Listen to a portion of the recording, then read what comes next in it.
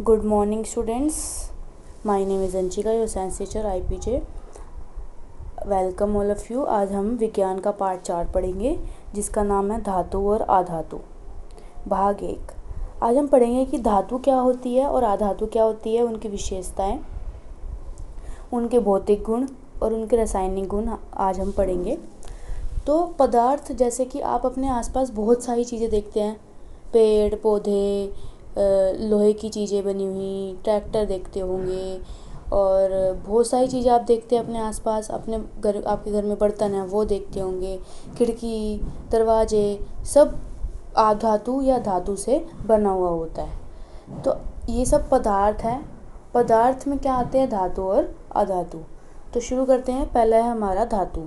धातु क्या बताया था मैंने आपको कि जैसे आप देख रहे हैं, कॉपर हो गया, स्टील हो गया, एल्युमिनियम हो गया, सोना हो गया, चांदी हो गया, ये सब क्या है? ये सब आपके धातु हैं। इसके बाद अधातु, पत्थर, हीरा, ये सब क्या है? ये सब अधातु है। अब हम पता करेंगे कि ये धातु क्यों है, क्या इसके गुण हैं, और अधातु क्यों है, इसके क्या गुण हैं। तो शुरू करते हैं हम। भौतिक गुण। भौतिक गुण मतलब फिजिकल जो उनके अपीयरेंस होती है, वो वाले गुण जो है, उसके जो मतलब क्वालिटीज़ क्या हैं, जो मेटल्स हैं, जो धातु है, उसकी भौतिक गुण क्या हैं, वो हम पढ़ेंगे। धातु मैंने बता दिया, जैसे कि आपको सोना चांदी जो होता है वो धातु है। तो शुरू करते हैं हम। जैसे धातु अक्सर सख्त होता है और रूम टेम्परेचर पर ठोस अवस्था में पाया जाता है। जो धातु होता है वो क्या होता है? सख्त होता है, मतलब स्ट्रॉन्ग होता है बहुत ज़्यादा, उसको हम तोड़ नहीं सकते ऐसे ही, उसके अंदर हमें बहुत जान लगानी पड़ेगी उसको तोड़ने में। तो ये होता है हमारा धातु। लेकिन सोडियम जो है वो हमारा क्या होता है? भंगुर होता है, क्योंकि वो जो रूम टेम्परेचर है, जो सामान्य जो टेम्परेचर रहता है, तापमान रहता है हमारे कमरे का, उसके अंदर उसको हम चाकू से काट सकते हैं, वो सख्त नहीं होता। जो पारा होता है, मरकरी, वो भी द्रव अवस्था में रहता है। जब हम अपना बुखार जो है वो चेक कराते हैं डॉक्टर के पास जाके, तो वो हमें थर्मामीटर देता है। उस थर्मामीटर में पारा होता है, तो वो पारा कैसा होता है? द्रव अवस्था में, और वो बढ़ता है या घटता है जिससे हमें पता लगता है कि हमें बुखार है या नहीं है। तो ये कुछ धातु होती हैं जो मतलब धातुओं से थोड़ी अलग है, लेकिन है धातु ही। उनकी जो क्वालिटी है, जो उनकी भौतिक गुण है, वो अलग है थोड़े से, लेकिन वो है धातु। अब दूसरा है हमारा, धातु में एक खास चमक होती है जिसे मेटेलिक शाइन या धातुई चमक कहते हैं। चमक, सोने, कितनी चमकता है सोना, दूर से पता लग जाता है कि हमने सोना, किसी ने सोना पहना है, हमने सोना पहना है। चांदी, सब धातु है, सब में चमक होती है। अब आप लोहे को देख लो, जब लोहा होता है नया नया, कितना चमकदार होता है। और आप एल्युमिनियम को देख लो, किसी भी चीज़ को देख लो, सब चमकदार होते हैं। एल्युमिनियम के जो फॉइल होते हैं, जो जिसमें हम रोटी लपेटते हैं, वो कितना चमकदार होता है जब हमें देखते हैं हम उसको। तो ये सब क्या है? ये सब धातु की गुण हैं।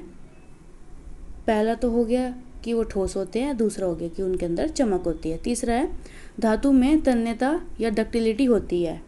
तन्यता या डक्टिलिटी क्या होती है, ये देख रहे हैं आप। डक्टिलिटी का मतलब है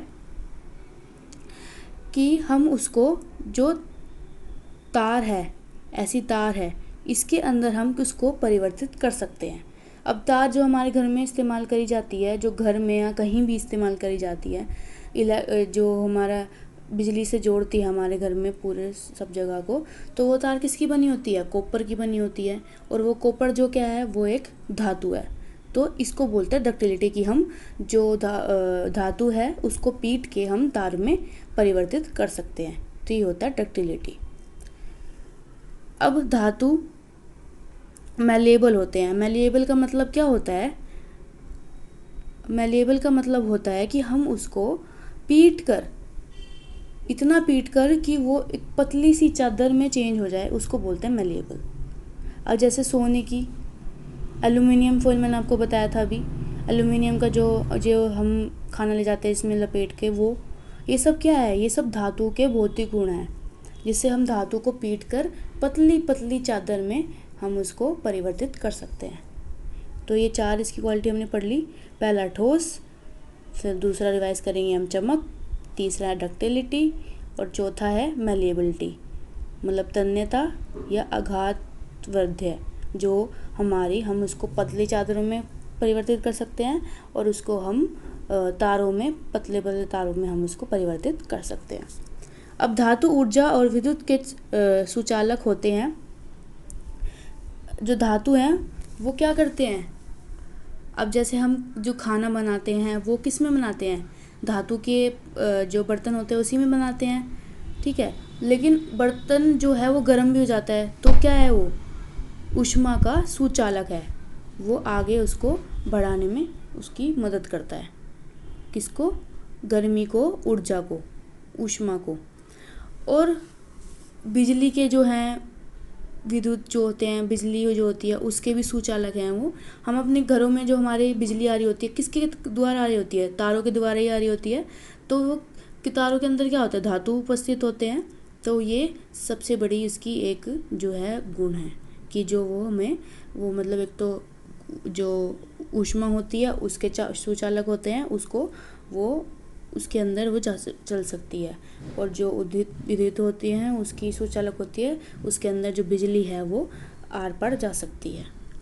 इसलिए धातु का उपयोग बर्तन और बिजली के तार बनाने में होता है। समझ आ गया सभी को।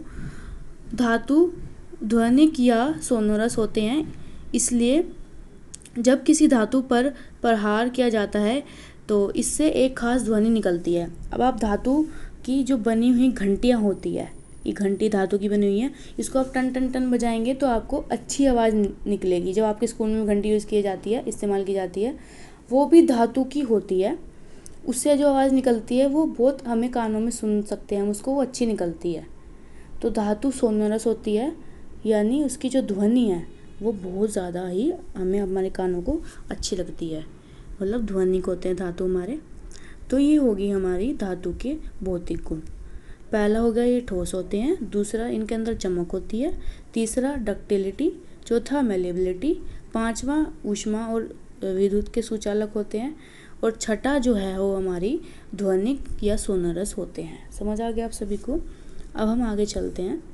आधातु के भौतिक गुण। आधातु के भौतिक गुण क्या होते हैं। आधातु मैंने बता दिया आपको, जो हवा है ये आधातु है, पेड़ पौधे आधातु है, जो लकड़ी है आधातु है, पेड़ पौधे नहीं, लकड़ी जो उनसे मिलती है हमें, ये सब क्या है, आधातु है। डायमंड देख लो, हीरा, आप जो पेंसिल में ग्रेफाइट इस्तेमाल करते हो, जो पेंसिल की नोक जो जिसे बोलते हैं, वो भी आधातु है।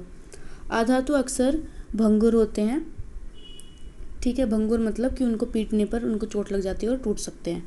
वे पदार्थ की तीनों अवस्था में पाए जाते हैं, तीन अवस्था में पाए जाते हैं। तीन अवस्था जैसे ठोस, द्रव और हवा, इन तीन अवस्था में वो पाए जा सकते हैं। लेकिन हीरा एक अपवाद है, क्योंकि वह अभी तक की जानकारी के अनुसार सबसे कठोर पदार्थ है। जो हीरा है वो अधातु है, लेकिन जो ठोस होते हैं वो क्या होते हैं, धातु होते हैं, लेकिन वो अधातु होते हुए भी इतना ठोस है कि हम उसको तोड़ नहीं सकते। तो इसलिए वो एक जो हीरा है वो एक अपवाद है। समझ आ गया पहला पॉइंट जो है। दूसरा, अधातु में कोई चमक नहीं होती। अधातु में कोई, जो पत्थर होते हैं वो भी अधातु होते हैं, उसके अंदर कोई चमक नहीं होती। लेकिन आयोडीन में चमक होती है, पर आयोडीन भी एक अपवाद है जिसमें चमक होती है। फिर अब पढ़ेंगे, अधातु नॉन डक्टाइल और नॉन मैलेबल होते हैं, मतलब उसको ना हम पीट के ना हम तारों में बदल सकते, और पीट के ना हम उसको पतली पतली चादर में बदल सकते। पत्थर को आप पीट सकते हो, नहीं पीट सकते। लकड़ी को आप पीट के तारों में बदल सकते हो, नहीं बदल सकते। आप डायमंड को तारों में बदल सकते हो, नहीं। जो ग्रेफाइट है उनको भी तारों में नहीं कर सकते हम परिवर्तित। तो इसलिए जो है अधातु नॉन डक्टाइल और नॉन मैलेबल होती है। अधातु जो ऊष्मा और विद्युत के कुचालक होते हैं। कुचालक का मतलब कि वो कभी भी उसको आगे नहीं बढ़ा सकते, उस अपने अंदर से नहीं उसको पार करा सकते, लेकिन धातु करा सकते हैं। लेकिन जो ग्रेफाइट है उसमें उसके अंदर से थोड़ी थोड़ी सी पार हो सकती है, तो वो भी एक अपवाद है। समझ आ गया धातु के भौतिक गुण। धातुओं की ऑक्सीजन से अभिक्रिया, यानी धातुओं का रासायनिक गुण पढ़ेंगे हम। तो रासायनिक गुण में जो उसकी केमिकल जो प्रॉपर्टीज़ होती है वो पढ़ेंगे कि क्या क्या कर सकते हैं, वो किस किस से मिल सकते हैं, किसके मिलकर क्या बनाते हैं। तो पहला हम पढ़ेंगे धातुओं की ऑक्सीजन से अभिक्रिया। जो ऑक्सीजन होती है उससे क्या अभिक्रिया होती है। तो पहला हम पढ़ेंगे सल्फ़र का ऑक्सीजन के साथ अभिक्रिया। सल्फ़र क्या करता है, जब सल्फ़र को हवा में जलाया जाएगा तो उससे क्या बनेगा, सल्फ़र डाइऑक्साइड। ये आपको पता है कि जो हवा होती है उसके अंदर ऑक्सीजन होती है और उसी के कारण हम आग को जला सकते हैं। तो सल्फ़र के अंदर क्या मिली, ऑक्सीजन मिली, उससे क्या बन गया, सल्फ़र डाइऑक्साइड SO2। समझ आ गया सभी को। ये होगी जो सल्फ़र की ऑक्सीजन के साथ अभिक्रिया। जब सल्फ़र डाइऑक्साइड को जल में घोला जाता है तो सल्फ्यूरिक अम्ल बनता है, सल्फ्यूरिक एसिड बनता है। समझ आ गया सभी को। अगर इसको हम अम्ल में जो डालेंगे, जो हमने इसके हवा में जलाया है वो तो था इसका ऑक्सीजन के साथ अभिक्रिया, लेकिन हम इसको पानी में डालेंगे तो ये हो जाएगा हमारा पानी के साथ अभिक्रिया, जल के साथ अभिक्रिया। अब सल्फ़र डाइऑक्साइड को हमने पानी में घोला, SO2 को हमने जल है उसके अंदर घोला H2O में, तो क्या बन गया, सल्फ्यूरिक अम्ल। क्या बन गया, सल्फ्यूरिक अम्ल, सल्फ्यूरिक एसिड H2SO3। समझ आ गया। क्योंकि सल्फ्यूरिक अम्ल एक अम्ल है, अतः यह नीले लिटमस पेपर को लाल रंग में बदल देता है। सबको पता है कि लिटमस का टेस्ट जो हम करते हैं कि नीले को वो लाल में बदल देगा, क्योंकि वो एक सल्फ्यूरिक एसिड है, मतलब सल्फ्यूरिक अम्ल है। अगर हम हवा में रख देंगे किसको, लोहे को, तो वो क्या हो जाएगा, उसके ऊपर जंग लग जाएगा। तो भी एक अभिक्रिया है लोहे की ऑक्सीजन के साथ। ठीक है, ऐसी हो जाएगा जब S की जगह Fe आ जाएगा, जो हमारी लोहे की जो जिससे हम उसको दिखाते हैं ऑक्सीजन की जगह O2, तो Fe3O2 बन जाएगा उसके अंदर जो हमारा है। अब आगे अधातु के ऑक्साइड के गुण। अगर अधातु को हम करेंगे अभिक्रिया उसके साथ तो क्या होगा, ऑक्साइड गुण क्या होते हैं उसके। अधातु के ऑक्साइड प्राय अम्लिक होते हैं। अगर हम अधातु को हम ऑक्सीजन के साथ मिलाएंगे तो क्या बन जाएगा, अम्ल बन जाएगा, जैसे CO2। ठीक है, अम्लिक हो जाता है वो, ठीक है, एसिडिक हो जाता है। तो जैसे मान लो कार्बन को हम किसके साथ मिलाएंगे, ऑक्सीजन के साथ, तो क्या बन जाएगा, कार्बन डाइऑक्साइड, ऐसे। अब आगे फॉस्फोरस का ऑक्सीजन के साथ प्रतिक्रिया। फॉस्फोरस की ऑक्सीजन के साथ प्रतिक्रिया तो क्या बनेगा, जब फॉस्फोरस जो एक अधातु है को हवा में छोड़ दिया जाता है तो यह जलने लगता है तथा इस प्रतिक्रिया में यह फॉस्फोरस का ऑक्साइड बनता है। क्योंकि फॉस्फोरस ऑक्सीजन के साथ अति क्रियाशील है, अतः फॉस्फोरस को जल में संग्रहित किया जाता है। ठीक है, तो जो फॉस्फोरस है क्या है, वो एक अधातु है। अगर उसको हम हवा में छोड़ देंगे तो वो जलने लग जाएगा। तो इसको किसके अंदर रखा जाता है, तो उसमें पानी में घोल दिया जाता है। अधातु का जल के साथ प्रतिक्रिया, अगर उसके साथ हवा के ऑक्सीजन के साथ क्या थी, उसको अम्लिक हो जाता था वो। अब जल के साथ अधातु जल के साथ प्रतिक्रिया नहीं करते, जल के साथ प्रतिक्रिया अधातु नहीं करते, इसलिए हम फॉस्फोरस को जल के अंदर रखते हैं। अधातु का अम्ल के साथ प्रतिक्रिया, अधातु अम्ल के साथ प्रतिक्रिया नहीं करते, धातु करते हैं लेकिन अधातु नहीं करते। अधातु का क्षार के साथ प्रतिक्रिया, अधातु क्षार के साथ प्रतिक्रिया करते हैं, परंतु ये प्रतिक्रिया जटिल होते हैं, अतः इन प्रतिक्रियाओं का पाठन उच्च क्लास में होता है। क्षार के साथ करते हैं लेकिन आपको ये अभी नहीं पढ़ना, ये आपको आगे क्लास में पढ़ना है। अब क्या है, जिंक का कॉपर सल्फेट के जलनीय विलयन के साथ प्रतिक्रिया। अगर हम कॉपर सल्फेट को जिंक के साथ मिलाएंगे तो क्या बन जाएगा, ZnSO4 और Cu, मतलब कॉपर बाहर निकल जाएगा। लोहे के कील का कॉपर सल्फेट के जलीय विलयन से अभिक्रिया। अगर हम लोहे को कॉपर सल्फेट के जलीय विलयन से के अंदर डालेंगे क्या बनेगा, CuSO4, मतलब कॉपर सल्फेट के साथ हमने क्या मिला दिया, लोहा Fe, तो बन गया आयरन सल्फेट और कॉपर बाहर निकल गया। ये सब क्या है, ये सब जो जलीय विलयन है उनकी जो अभिक्रिया है, ये सब वो दी हुई है। अब हम पढ़ेंगे धातु व अधातु के उपयोग क्या होते हैं। धातु के कुछ उपयोग: लोहे के अघानवर्धनीय तथा कठोर होने के कारण इसका उपयोग पानी के जहाज, हवाई जहाज, रेल के डिब्बे, रेल की पटरियों, पुलों के गाटर आदि बनाने में इस्तेमाल किया जाता है। जो लोहा होता है वो आपको सभी को पता है कि हर जगह इस्तेमाल किया जाता है। रेल की पटरी पे, जो हमारे ब्रिज बनते हैं उनके ऊपर, हर जगह उसका इस्तेमाल किया जाता है। एल्युमिनियम तथा कॉपर जैसे धातु का उपयोग बिजली के तार बनाने में किया जाता है। समझ आ गए सभी को? बिजली के तार में जो कॉपर है वो इस्तेमाल किया जाता है। एल्युमिनियम तथा कॉपर और धातु का उपयोग खाना बनाने के बर्तन में किया जाता है, सभी को पता है। तो चमकीले तथा तन्ने होने के कारण सोने तथा चांदी का उपयोग गहने बनाने में किया जाता है। चमकीले होने के कारण उनका जो उपयोग है वो गहनों के अंदर किया जाता है। तो ये कुछ उपयोग हो गए धातु के। अधातु के उपयोग: अधातु जीवन के लिए आवश्यक तत्व है। ऑक्सीजन जो कि एक अधातु है, वो जीव जंतु को जीवित रहने में जो है वो मदद करती है। ठीक है, सबसे बड़ा जो है ये है। अधातु जैसे कि नाइट्रोजन का उपयोग खाद बनाने में किया जाता है। नाइट्रोजन अधातु है, उसका उपयोग खाद बनाने में किया जाता है। अधातु जैसे कि कार्बन का उपयोग जल के शुद्धिकरण में किया जाता है। कार्बन का उपयोग किस में किया जाता है? जल के शुद्धिकरण में। आयोडीन जो कि एक अधातु है, घोल का उपयोग एंटीबायोटिक के रूप में किया जाता है। जो हमारे वो हो जाती है, बीमारी हो जाती है, उसके अंदर इस्तेमाल किया जाता है। फॉस्फोरस का उपयोग पटाखे बनाने तथा दिया सलाई बनाने में किया जाता है। जो पटाखे बनते हैं फॉस्फोरस के बनते हैं, उसको हम जलाते हैं तो वो एकदम फूटते हैं, तो उसके अंदर इस्तेमाल इसका किया जाता है।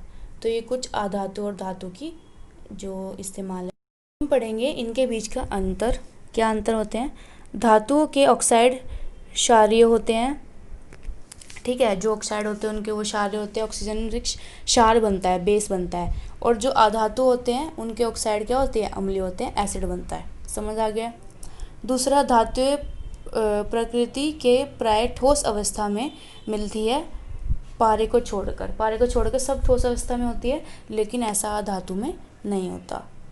सभी धातुएं अपारदर्शी होती है। ठीक है, किसी के अंदर से हम देख नहीं सकते।